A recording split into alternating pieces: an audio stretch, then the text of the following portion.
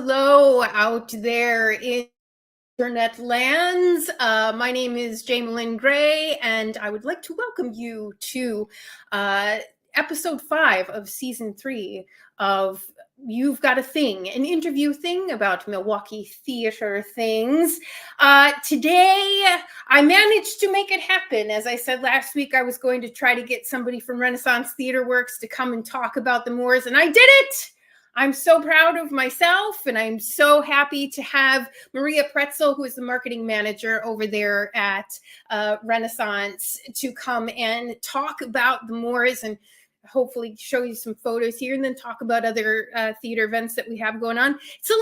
It's a little thin this week on theater things, so you should really have absolutely zero excuse in your life to not go and see the Moors this week, because we had a bunch of stuff close last week, and we have a bunch of stuff opening, I think, in the next couple of weeks, and so you can get your butts in there. But Maria will talk to you more about that, and I will pull her in right now. Hello, Maria. Hello, how are you?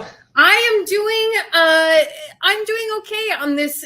We're actually recording this on Tuesday. It'll go up on Thursday, but it is a very, very unsettlingly warm today here in Milwaukee land. Do you feel that as well?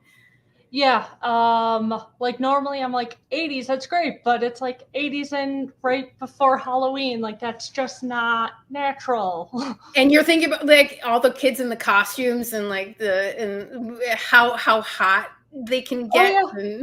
I remember trick-or-treating, like my mom would make us layer like turtlenecks and such underneath our costumes, and now it's just like, oh yeah. Oh man. Oh yeah. I think I saw in there that it's going to cool off a little bit over the next couple of days. So hopefully by Thursday, whatever people are trick-or-treating out there, it'll be a little bit more turtlenecky kind of weather, hopefully. But yay, I'm so excited that you had time to come and talk to me today. Can you just, for people who are listening, can you just talk a little bit about Renaissance Theaterworks and sort of what its mission is and the kind of work that you guys produce over there? Sure. So Renaissance Theaterworks was founded over 30 years ago by 5 incredible women. Our mission, as our tagline, I guess, says, is theater by women for everyone. So we are the second oldest theater in the country dedicated to addressing, excuse me, I can speak English, addressing gender parity in the arts. Yes. And we are Milwaukee's only women-founded, women-led theater company. Yes. Yes. What is there? Since it's theater by women for everyone, does it? There really is no kind of genre, but it is more contemporary than not. Yes. For the most part, our artistic director and also one of the co-founders, Susan Fate, does a really good job at picking the plays this season, or this season overall, really. If you even look at last season, she really, I think, has a good feel for what's coming up, and especially finding younger playwrights and also playwrights of different backgrounds, ethnicities, gender identities. So she really looks for stories that speak for everyone, and then just finds tones that have a nice thread line throughout each season. We do 3 shows a season. And yeah, you don't see, we'd like to do shows like they do feel a little bit more contemporary. We like to find newer playwrights. We even have the Brink New Play Festival that's coming back in May, where we workshop 2 plays by Midwestern women playwrights. So yeah, we like to do exciting plays. Yeah, that's a really great festival too. The Brink Festival is it's an awesome opportunity for new playwrights, but it also has a lot of local artists that get involved in that. And so it's really great opportunity for producers to see local artists that they can maybe get in their next seasons and whatnot. Yeah, a great example of that actually is so this most recent Brink Play Festival that was in May. We did a play called Black Bear Island by Carissa Merle Myers, and the person who was the lead actress was Kayleen Howard, and now you can see Kayleen in The Moors. It was her participation in that really made us go, oh, like during the audition process, and seeing her in that, we're like, there's definitely some good talent here. So us working with Kayleen there, and then through the audition process, just helped her nudge closer to joining our cast for this production. Yeah, I love Kayleen. I've been watching her for a couple years now, and have been trying to get her involved in a constructivist show, and she's just always so busy. You cannot get that one, and you got to plan it a year ahead of time in order to get Kayleen into something. Yeah, but that's a great way to segue. So you can see Kayleen Howard now in The Moors at RTW. Can you just give a quick overview of what this show entails? Yeah, so lonely and isolated in their Gothic manor, two sisters yearn for love and power on the remote English moors. The arrival of a charming young governess compels all three women down a strange and twisted path. This play is a wild Gothic tale worthy of Bronte and perfect for spooky season. Yeah, I think that's great. Just from these images that you sent over, this has got to be a really wonderful way to spend your Halloween this year, because it just fits right in that vein. I think those photos look fantastic. Who did those photos? Is that Ross again? Yeah, Ross Sentner did fantastic production photos. Yeah, it looks just like a beautiful, beautiful, beautiful show. What are because you all have been open for a couple weeks now. Yeah, so we opened October 20th. So right before like the real thick of Halloween season, and we run through November 10th. We have performances Wednesday through Sunday. So we're actually picking things up. The next performance is our matinee Wednesday at 1:30, followed by everyone's favorite Wine Wednesday at 7:30. Wine Wednesday, an RTW staple that everybody can enjoy. Well, I don't drink, but most you can get a soda. It's wine or soda. Either way, free beverage. You get a free beverage no matter what, no matter if you are a drinker or non-drinker. I appreciate that very much. And but otherwise you can get in there on Halloween too if you want to.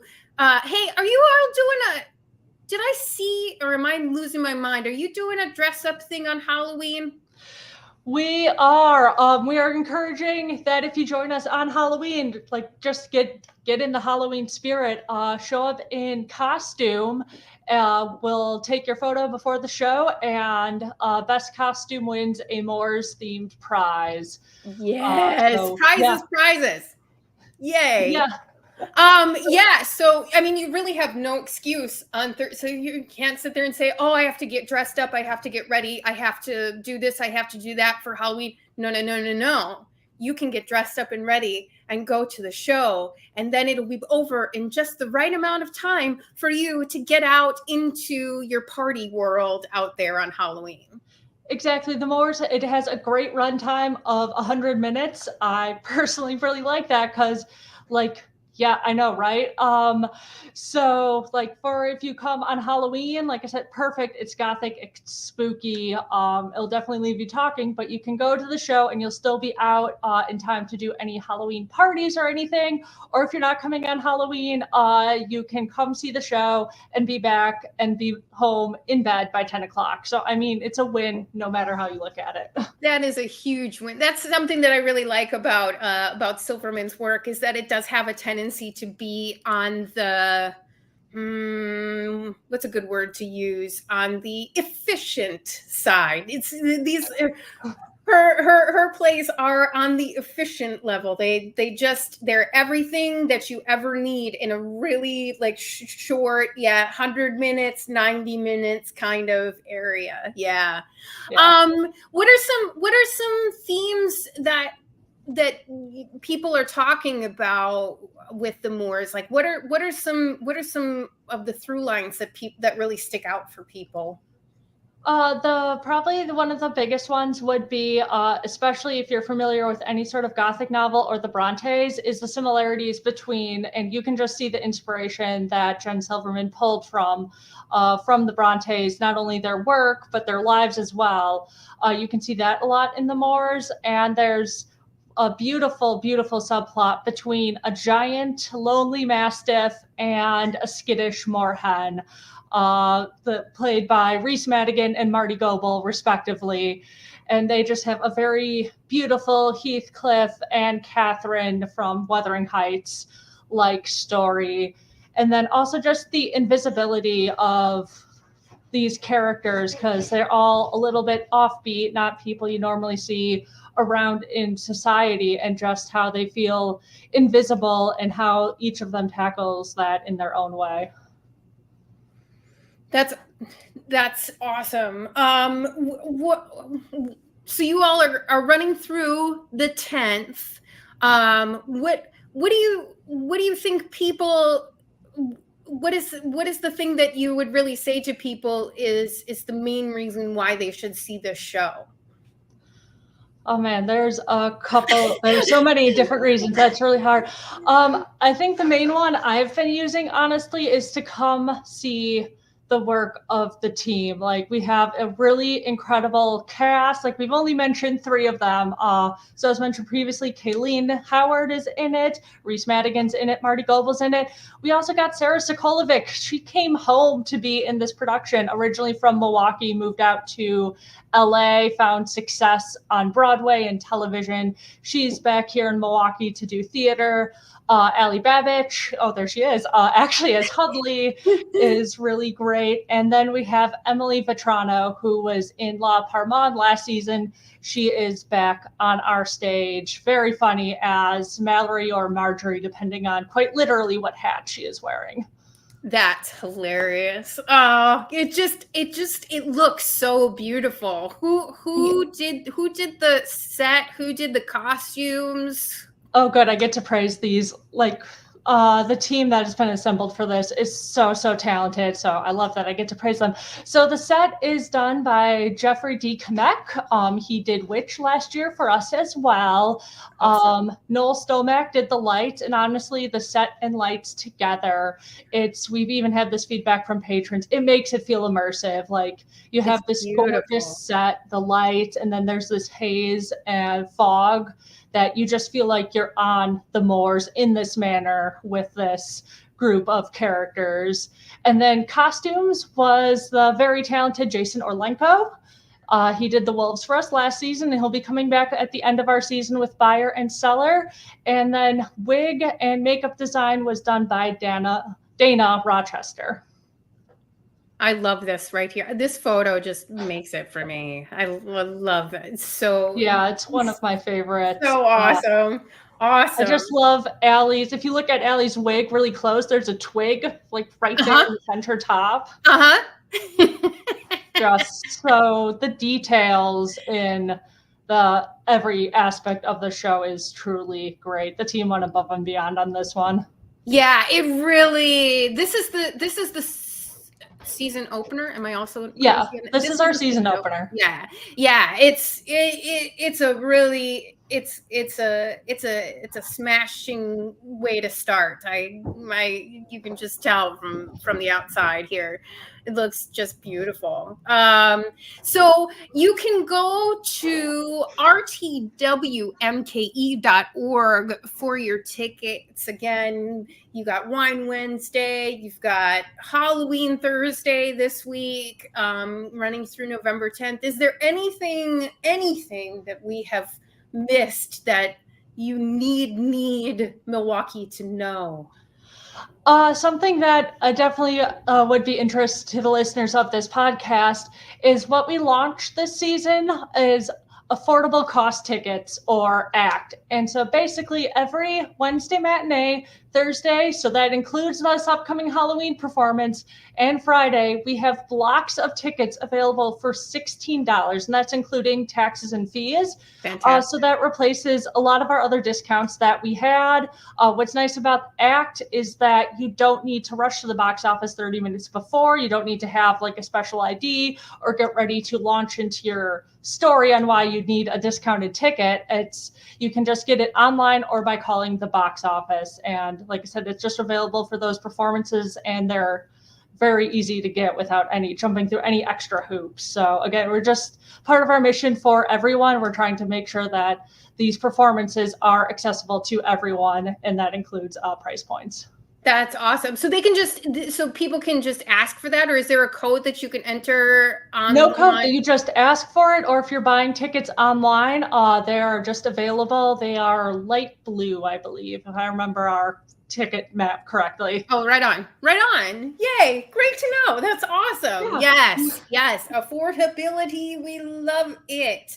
There are no excuses not to go. You should just go and see some awesome local Milwaukee work. Go and see these artists. It's worth your time. I have heard, I know you need to do that. Thank you so much, Maria, for making time to come and jump on and talk about this amazing show. And I hope you have a fantastic climate change day. That's a good way to describe today. Thank you for having me, and I really hope I see you and everyone else at the Moors before we close on November 10th. Yes. Thank you so much for all of your time. Thank you. Bye. That's awesome. I love that ACT pricing. That is what we live for around my headspace. We in my headspace, all of the people who fight around in my head.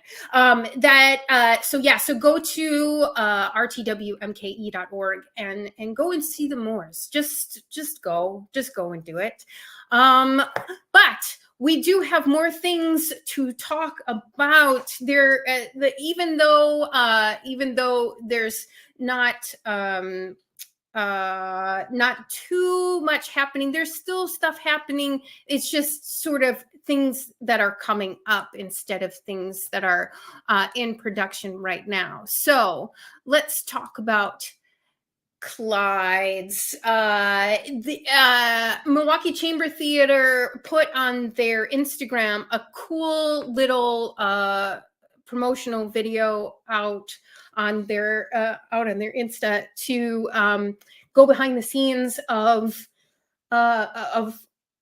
Clyde's, which is opening November 8th. So just in about 10 days from now. DeMonte Henning is directing that piece, and so you can go and watch him talk about that. Clyde's is going to be at the Broadway Theater Center, which is Chamber's home base there. It's by Lynn Nottage, directed by DeMonte, and it was a 2022 Tony Award nominee for Best Play. Some awesome, great writing there. So you can go to MilwaukeeChamberTheatre.org to learn more about Clyde's. It also has a Milwaukee Theater Alliance independent artist Nate Press in that show. He's going to be part of that cast, and so you can check that out on the Chamber site. Next, we have Kids from Wisconsin is doing some auditions coming up. Well, it's actually the sign up. The audition application process starts November 1st for Kids from Wisconsin, and you can go to their website to fill out a Google form, and they will contact you when registration opens. In-person auditions are going to start, as you can see there, February 28th in Eau Claire. They're going to come through Milwaukee. They're in Wausau, Shawano, Oshkosh, Madison, if you want to be part of Kids from Wisconsin, which my mom was back in like 1979. Just a little tidbit of information there for you. Would you like to be a kid from Wisconsin? You have to commit to the entire tour season. That's June to August. You must be between the ages of 15 to 20 during the tour season. If you have any questions, you can email info@kidsfromwisconsin.org. You must be a Wisconsin resident or attend a Wisconsin college or university to be considered for that. But you can go to kidsfromwi.org to find out more information on and again a link to that form for to sign up. Next, we've got Kenita Hickman, who is a Theater Alliance independent artist as well, has done a Black Business Holiday Guide, 2024 Black Business Holiday Guide. Kenita is the owner of MKETA, which is a space where you can explore the world through a local Milwaukee lens. And it's a place where Black women and their allies can heal, love, and explore. It's a micromedia company and consulting firm. Kenita Hickman is one of my favorite people on the face of the planet. It's so smart and so just aware of the world and what's happening.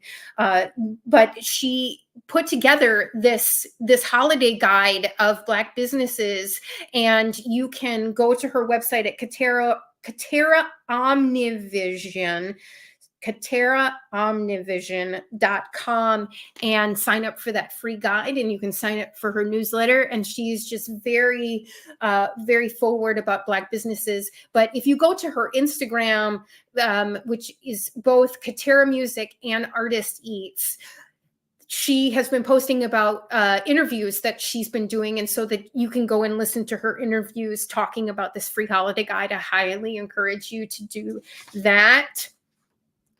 And last but not least, there's a theater company that's been around for a few years now called Kith and Kin Theater Collective. It was started by Kimberly LaBerge.